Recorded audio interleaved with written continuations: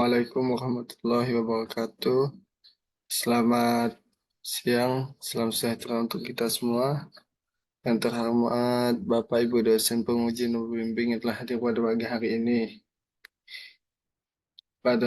hari ini. Pada siang hari ini saya akan melakukan sidang skripsi yang berjudul Fluktuasi Muka Air Tanah pada Lahan Rawa Surut untuk mendukung pengelolaan air pada pertanian tanaman hortikultura buah-buahan. Langsung saja kita ke pembahasan yang pertama, yaitu pendahuluan, tinjauan pustaka, metodologi penelitian, hasil pembahasan dan penutup.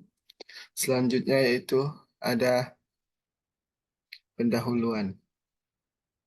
Baru-Bakan merupakan daerah kawasan sungai yang berada di kawasan Desa Punggur Besar, Kecamatan Sungai Kakap, Kabupaten Kubu Raya, Provinsi Kalimantan Barat. Sebagian besar daerah tersebut dimanfaatkan menjadi lahan pertanian dan hortikultura, terutama buah-buahan seperti mangga, manggis, langsa, durian, pisang, jambu biji, dan lain-lain. Tinggi muka air tanah pada lahan rawa pasang surut harus diatur agar kebutuhan air di perakaran tanaman dapat terpenuhi dengan baik. Oleh karena itu, penelitian tertarik melakukan penelitian di daerah tersebut dengan mengkaji fluktuasi muka air tanah pada lahan rawa pasang surut untuk memaksimalkan fungsi lahan dan meningkatkan hasil produktivitas pertanian. Selanjutnya ada penrumusan masalahnya itu bagaimana fluktuasi muka air tanah di petak lahan rawa pasang surut. Yang kedua, bagaimana mengendalikan tinggi muka air tanah di petak lahan rawa pasang surut. Yang selanjutnya itu tujuan penelitiannya itu mengkaji fluktuasi muka air tanah di petak lahan rawa pasang surut dan pengendalian tinggi muka air tanah di petak lahan rawa pasang surut. Selanjutnya, manfaat penelitian yaitu aplikasi ilmu pengetahuan dan teknologi bidang bahasa khususnya lahan rawa pasang surut, mengetahui fluktuasi muka air tanah di lahan rawa pasang surut, dan dapat dijadikan referensi untuk mengevaluasi hubungan antara fluktuasi muka air tanah dan muka air di saluran pada lahan rawa pasang surut. Selanjutnya yaitu pembatasan masalah. Lahan rawa pasang surut yang diamati dan rawa pasang surut yang dimanfaatkan sebagai pertanian tanaman hortikultura buah-buahan. Penelitian ini hanya dilakukan di petak lahan rawa yang berada pada kawasan Jalan Barat Bangka, Desa Bogor Basah, Kecamatan Sungai Kakap, Kabupaten Kubu Raya, Provinsi Kalimantan Barat. Selanjutnya yaitu tinjauan pustaka. Adapun tinjauan pustaka yang digunakan adalah yang pertama, lahan rawa, yang kedua karakteristik lahan rawa pasang surut, air tanah, muka air tanah, aliran air tanah, karakteristik sifat fisik tanah, dan bentuk air. Selanjutnya yaitu metodologi penelitian. Ini merupakan lokasi penelitian kita yang berada di dekat. Selanjutnya persiapan, yaitu alat yang digunakan untuk mengambil data selama 8 hari di lapangan. Berupa pipa, bor tangan, GPS, water pass, sumber ukur, meteran, termometer, alat menakar hujan manual, gelas ukur, dan formulir pengamatan dan alat tulis. Selanjutnya pengumpulan data. Pengumpulan data metode ini adalah observasi, pengamatan secara langsung di lapangan, dan dokumentasi.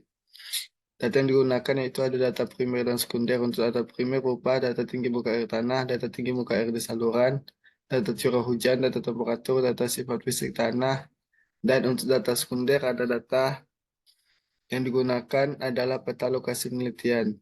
Berikut ini merupakan diagram alur penelitian. Selanjutnya itu hasil dan pembahasan. Ini merupakan lokasi penelitian yang memiliki luas total lahan 7.632,5 meter persegi dan bagi menjadi 7 petak. Petak lahan digunakan yaitu petak kelima dengan panjang 40,2 meter dan lebar 22 meter. Pada lokasi ini terdapat 5 titik pengamatan muka air di saluran dan 13 titik pengamatan muka air tanah. Untuk di petak lahan baginya dua yaitu 8 titik pada penampang panjang dan 5 titik pada penampang melintang. Ini merupakan data pengamatan dimensi penampang saluran, yaitu saluran sekunder, saluran tersier, dan kuarter. Selanjutnya hasil pembacaan temperatur pada tanggal 24 Agustus 2024. Selanjutnya analisis hidrologi. Yang pertama analisis evapotranspirasi. Ini menggunakan program methanol calculator yang dibuat oleh Food and Agriculture Organizer of the United Nations FAO. Berikut ini langkah-langkahnya. Dan diperoleh hasilnya menggunakan ethanol kalkulator selama 8 hari pengamatan di lapangan. Selanjutnya itu analisis hidrologi, yang kedua analisis filtrasi. Yang pertama itu mencari curah hujan. Ini merupakan tabel hasil pengamatan volume hujan. Selanjutnya untuk contoh perhitungannya harus mengetahui luas kaleng yang berdiameter 21 cm dan tinggi 16,8 cm. Hitung-hitung luas alasnya menggunakan rumus 1/4 VD kuadrat diperoleh hasil 346,5 cm persegi. Selanjutnya, konversikan volume hujan menjadi 1 cm persegi. Selanjutnya, hitung curah hujan menggunakan rumus volume dibagi luas alas. Diperoleh tabel hasil perhitungan curah hujan selama 8 hari terjadi 2 hari, yaitu pada Jumat dan hari Sabtu.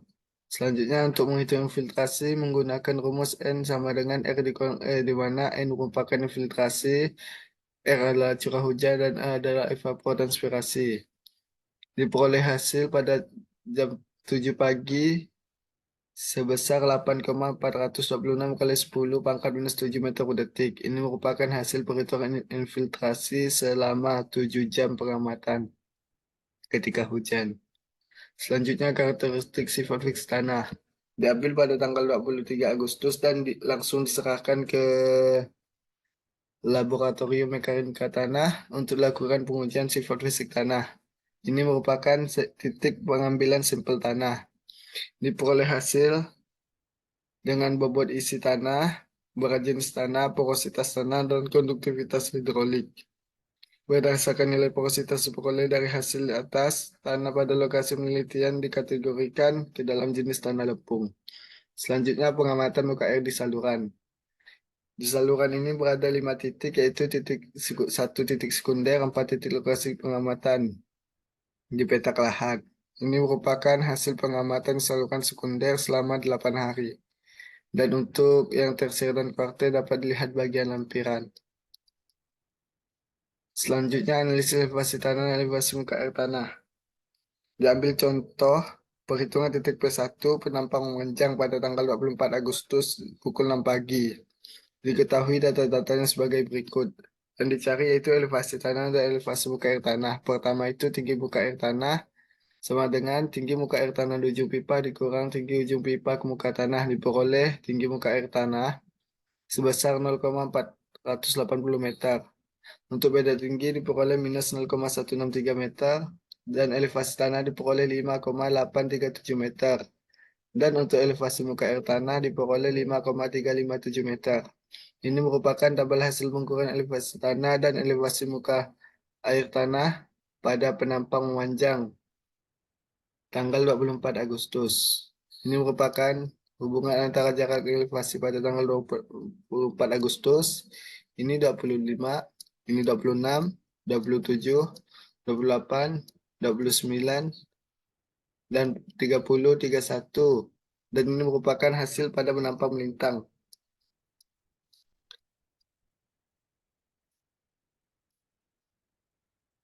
Selanjutnya yaitu simulasi fluktuasi muka air tanah. Untuk perhitungan aliran air tanah digunakan metode berakal, yang dimana H sama dengan H tambah N dikali L kuadrat dikurang X kuadrat bagi 2 per T dikali 1 dikurang eksponen minus 3 dikali T kali T dibagi S dikali L kuadrat, dimana keterangannya seperti yang tertera di depan. Dan untuk pertama kita mencari simulasi fluktuasi muka air tanah tanpa hujan. Dan ambil contoh di titik B1 pada tanggal 24 Agustus jam 6 pagi. Diketahui data-datanya sebagai berikut. Dan peroleh hasilnya pada titik P1 yaitu 5,292 meter. Ini merupakan tabel hasil pengukuran tanpa hujan jam 6 pagi dan ini grafik hubungan perbandingan muka air tanah lapangan dan hitungan. Ini pada penampang melintang. Selanjutnya dengan hujan menggunakan rumus yang sama dan diambil contoh titik P1 pada tanggal 25 Agustus jam 7 pagi dengan data yang diketahui sebagai berikut. Dan penyelesaiannya diperoleh titik P1 yaitu 5,441 meter. Dan tabel hasilnya dapat dilihat dengan perbandingan muka air tanah lapangan dan hitungannya. Ini pada penampang melintang dan memanjang. Ini pada jam 7 pagi, jam 8 pagi, jam 12, jam 1, jam 3, dan jam 3 pada tanggal 26 Agustus pada penampang memanjang dan melintang. Selanjutnya perhitungan RSME. Rodman Square Error pada muka air tanah diambil contoh tanggal 24 Agustus jam 6 pagi dan 25 Agustus jam 1 siang. Ini untuk mencari pada tanpa hujan dan dengan hujan diperoleh RSMA tanpa hujan yaitu sebesar 0,084 dan dengan hujan diperoleh 0,061. Dari perhitungan di atas diperoleh RSMA tanpa hujan sebesar 0,084 dan dengan hujan sebesar 0,61 meter. Sehingga tinggi muka air tanah lapangan dapat dan tinggi muka air tanah hitungan telah dianalisis sudah baik. Selanjutnya pengendalian muka air tanah. Kedalaman muka air tanah yang ideal untuk tanaman jambu biji adalah 0,5 sampai 2 meter dan untuk pisang 0,5 sampai 1,5 meter. Maka muka air tanah harus dijaga pada elevasi yang diinginkan. Muka air tanah petak lahan dapat dilakukan dengan mengatur tinggi muka air tanah langsung dengan menggunakan bangunan berupa pintu air. Untuk mempermudah pengendalian tinggi muka air tanah pada lahan dilakukan dengan membuat pemodelan pengaturan muka air dari nilai korelasi dan determinasi antara hasil penduga dan pengamatan. Berikut ini hasil penghitungan korelasi dan determinasi diperoleh nilai yang terbaik dan tertinggi, yaitu terjadi pada tanggal 25 Agustus dengan nilai korelasi sebesar 0,982 dan determinasi sebesar 0,965. Dari tabel diperoleh nilai korelasi yang terbaik pada tanggal 5 Agustus dengan nilai yang sudah disebutkan. Selanjutnya, model yang telah dibuat dapat digunakan untuk pengendalian tinggi muka air tanah petak lahan. Grafik berikut dapat digunakan sebagai panduan dalam pengendalian tinggi muka air tanah petak lahan pada saluran tersier. Rencana kedalaman saluran tersier yang digunakan adalah 2 meter di permukaan tanah dengan asumsi tanah di saluran tersier dan kuarter adalah sama. Ini merupakan dana pemasangan pintu air, rencana pemasangan pintu air dan ini contoh detailnya pintu air yang dapat digunakan.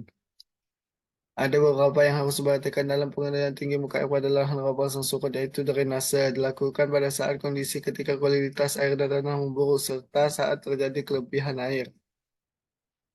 Misalnya setelah hujan lebat, drainase dapat dilakukan dengan cara menutup pintu air ketika pasang dan membuka pintu air ketika surut. Sedangkan retensi air berguna untuk mempertahankan tinggi muka air tanah dan mencegah kekurangan air pada tanaman. Retensi air dapat dilakukan dengan menutup pintu air ketika surut dan bukanya ketika pasang. Oleh karena itu, drainase dan retensi air sangat diperlukan dalam pengendalian tinggi muka air tanah agar tetap pada kedalaman tertentu serta dapat mempertahankannya di dalam tanah. Selanjutnya penutup, kesimpulan dan saran. Berdasarkan hasil penelitian yang telah dilakukan dapat disimpulkan bahwa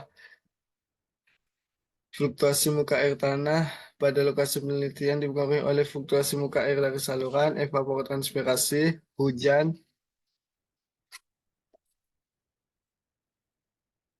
dan sifat fisik tanah. Tanah pada lokasi penelitian dikategorikan sebagai tanah lempung dengan nilai porositas rata-rata 44,8% dan nilai konduktivitas hidrolik rata-rata sebesar 3,2 mm per hari. Evapotranspirasi di lokasi penelitian berkisar antara 3,4 sampai 66 mm per hari dengan curah hujan maksimum terjadi sebesar 20,1 mm per hari. Perubahan dingin muka air di saluran tersier menyebabkan perubahan dingin muka air tanah petak lahan dengan besaran yang sama. Sedangkan evapotranspirasi dan curah hujan hanya memberikan pengaruh yang relatif kecil terhadap tinggi muka air tanah petak lahan. Pengendalian tinggi muka air tanah pada lokasi penelitian dapat dilakukan dengan mengatur tinggi muka air di saluran tersier. Kedalaman muka air tanah yang sesuai untuk tanaman jambu biji adalah 0,5 sampai 2 meter dan pisang adalah 0,5 sampai 1,5 meter di bawah permukaan tanah. Maka tinggi muka air saluran harus berada pada ketinggian 0,4 sampai 1,4 meter dari dasar saluran.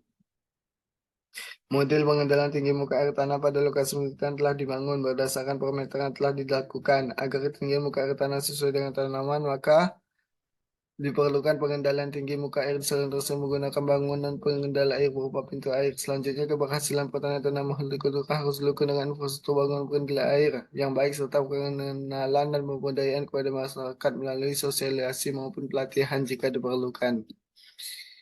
Sekian dan terima kasih yang dapat saya jawabkan. Saya akhiri wabillahi taufiq wal hidayah. Wassalamualaikum warahmatullahi wabarakatuh.